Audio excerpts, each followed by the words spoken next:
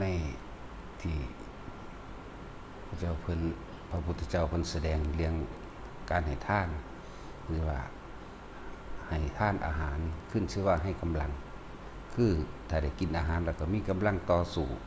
ต่อไปหลายๆอย่างทั้งกำจัดความหิวความกระหายให้ยารักษาโรคก็ขึ้นชื่อว่าให้สุขภาพที่แข็งแรง ให้เครื่องนุ่งห่มก็ชื่อว่าให้เครื่องประดับประดาตกแต่งร่างกายอันเหมาะสมควรแก่กาลเทศะให้ที่อยู่อาศัยขึ้นชื่อว่าให้ทุกอย่างคำว่าที่อยู่อาศัยก็หมายถึงแผ่นดินนั่นสิ่งที่สำคัญที่สุดกว่าหมู่ทุกอย่างก็คือแผ่นดินเพราะว่าแผ่นดินนี่เป็นที่ตั้งแห่งที่อยู่อาศัยทั้งปวงในอานิสงส์ของการให้ที่อยู่อาศัยหรือให้แผ่นดินนี้ก็ขึ้นชื่อว่าให้ทุกอย่างโดยทางโลกเป็นโลกิยทรัพย์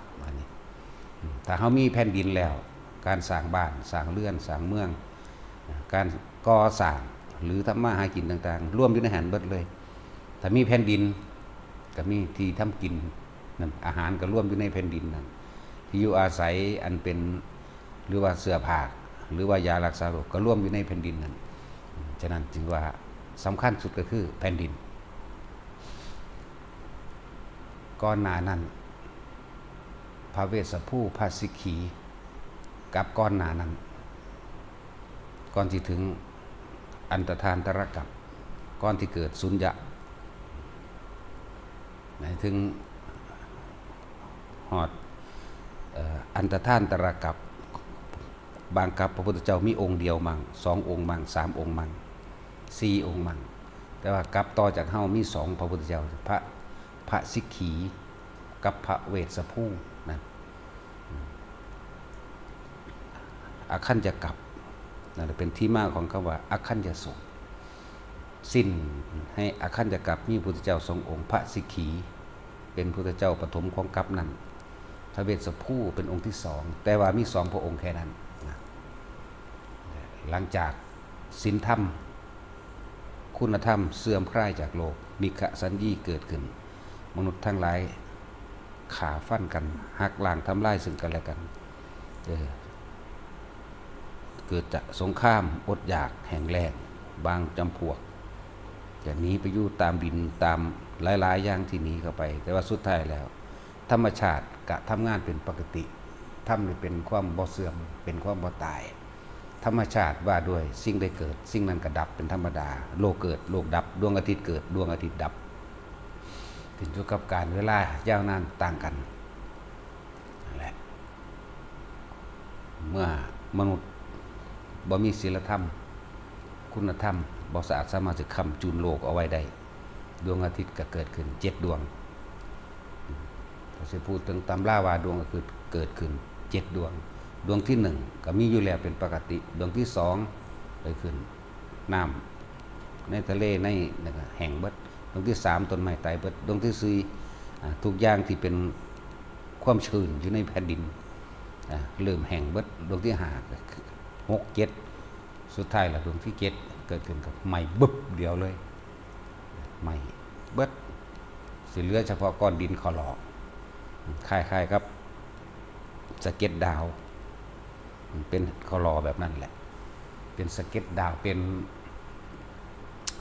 คือขมักจันทคาตนั่นแหละเป็นลักษณะนั้นบ่มีหยังเป็นธาตุธรรมดานั่นแหละการเวลาอีกยาวนานหาประมาณบ่ได้ที่เพิ่นว่าแสนกัปหรือกำไรแสนมหากัปลักษณะนี้มนุษย์ผู้ใดที่ทำความดีไว้แล้วนึกถึงความดีก่อนตายจิตสุดท้ายก่อนตายนึกถึงท่านกับชักศีลก็ตามบทสวดนึกถึงพบรัตนตรัยโดยพุทธโดยธรรมโดยสงฆ์โดยอะไรสักอย่างหนึ่งในการทำความดีของตนเองแหละก็ไปเกิดสวรรค์นั่นแหละคือพวกใดกำไรแสนมหากัปแต่ว่าพวกที่เลวเห็นแก่ตัวถ้าตกนรกก็เป็นนรกแสนมหากัปเพื่อกันนั่นแหละตอนนั้นสิบ่มีสัตว์เดรัจฉานเด้บ่มีเลยเพราะว่าต่างๆใหม่ลงไปสู่โลกิยะนรกคือโลกของนรกรวมทั้งเปรตรวมทั้งอสุรกายนั่นแหละแต่ว่าบ่มีเดรัจฉาน เรียกว่าโรกิยะนรกพวกนั้นในช่องว่างระหว่างที่บ่ท่านได้เกิดโลกเด่นพูดถึงว่า ในอคันจกัปตัวนั้นมีพุทธเจ้า2 องค์พระสิกขีพระเวสสภูแล้วกัปนั้นก็อันตรธานไปแล้วมาถึงมาเกิดใหม่ของเฮาคือภัทรกัปมีพุทธเจ้า5 องค์และพระกกุสันโธพระโกณกัมมัสสะพระกัสสปะและพระโคตมะเฮาเหลืออีกองค์เดียวคือพระศรีอริยะแล้วก็สู้เขาธรรมชาติเป็นปกติเหมือนเดิมเพราะคนบ่มีศีลธรรมธรรมชาติก็ทำงานเป็นตามธรรมชาตินี่เป็นสิ่งที่เหนือกฎใดๆทั้งปวงคือกฎแห่งธรรมชาติเป็นอจินไตยที่พวกเขาบ่อาจสามารถคาดคิดถึงไผเฮ็ดดีเดียวนี้ไปเกิดสวรรค์พรหมโลกอาจสิหลุดพ้นรอดพ้นไปได้ในระหว่างอันตรธานตรกัปพวกที่อยู่เทวโลกก็คือได้กำไรอย่างไงพวกที่อยู่โลกนรกบ่ว่าสิเป็นอย่างอยู่กันอยู่ในหันนี่มันธรรมดาเด้เวลากรรมมันให้ผลดีก็เสมอกันเลวก็เสมอกันเด้ให้คุณค่าเสมอกันถ้าทำดีมากก็ขึ้นไปตามดีนั่นแหละเลวก็อยู่ตามเลวนั่นแหละก่อนสิเกิดขึ้นแต่สิเว้าว่าจุดกำเนิดของมันเองก็คือในก้อนธาตุอันนั้นที่เป็นดินแข็งๆอันนั้นแหละหรืออีกอย่างหนึ่งคือข้ามหมากยันตะขาดหรือสะเก็ดดาวที่ถูกใหม่ตะปุ่มตะปั๊มนั่นแหละการเวลายาวนานแล้วน้ำมันก็เกิดขึ้นทุกๆอย่างก็ค่อยเกิดขึ้นดวงอาทิตย์ก็เกิดขึ้นจังเกิดมีน้ำจังเกิดมีไอน้ำจังเกิดมีสสารมวลสารหรืองวนดินเกิดงวนดินพวกเทวดาอภัสสะพรหมเขาจะเขียนไว้กับเทวดาทั่วไปนั่นแหละอภัสสะหมายถึงจิตที่ประพัดสอนที่มันมีแสงสว่างในตัวเองของมันล่องลอยไปตามอากาศพวกนี้เป็นอิสระอย่างหนึ่งและเอิ้นว่าอภัสสะพรหม ตอนนั้นที่ ตอนที่เอิ้นว่าพรหมคือตอนนั้นว่าท่านได้มีความรักความชังแต่ว่ามีความหลงคลุ้มอยู่ในหันเป็นลักษณะว่าอุเบกขา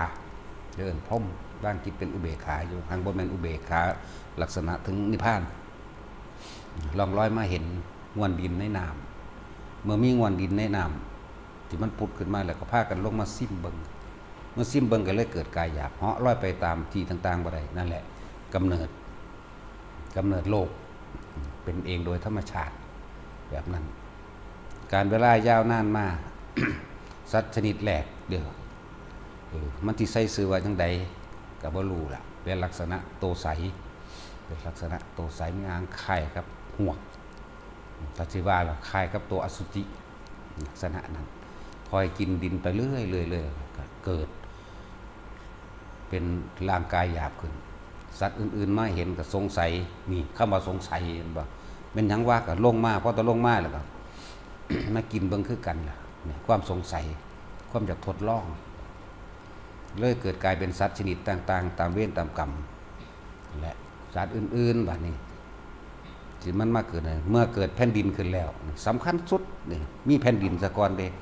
จึงเป็นทินที่อาศัยทำมาหากินของหมูสัตว์ทั้งหลายพวกสัตว์ชนิดแรกก็เกิดเป็นคนพวกเป็นคนก็คนไปพวกเป็นสัตว์เดรัจฉานก็เป็นไปแล้วก็นรกเมื่อฟื้นขึ้นมาแล้วบางพวกที่เป็นเปรตเป็นสัตว์นรกต่างๆก็มาเกิดตามกรรมที่เคยทำกันไว้นี่นั่นแหละจึงมีดีมีเลวปะปนกันไปสัตว์นรกมันก็อยู่คือนรกคือเก่าเด้เปรตก็เปรตอสุรกายก็อยู่คือเก่าถึงแม้นว่าผู้นั้นสิไปสวรรค์แล้วก็ช่างแต่ว่าบ่ทันได้เข้านิพพานกลับลงมาเกิดจิตที่เคยทำกรรมรวมกันที่เคยสมรู้ร่วมคิดกระทำต่างๆหน้ารวมกันกลับมาเกิดน้ำกันอีก